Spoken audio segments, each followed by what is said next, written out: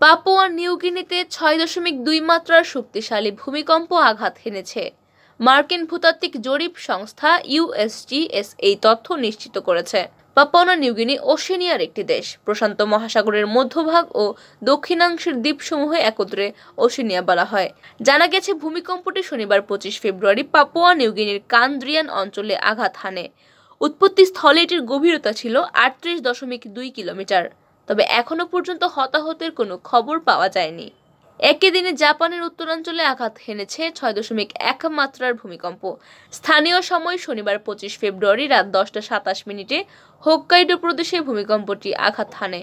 যুক্তরাষ্ট্রের geological survey এবং Japan মেটিওলজিক্যাল agency তথ্য নিশ্চিত করেছে। কম্পনে দেশটির উপকূলীয় শহর কুশিরো ও নেমুরোকে কেঁপে ওঠে।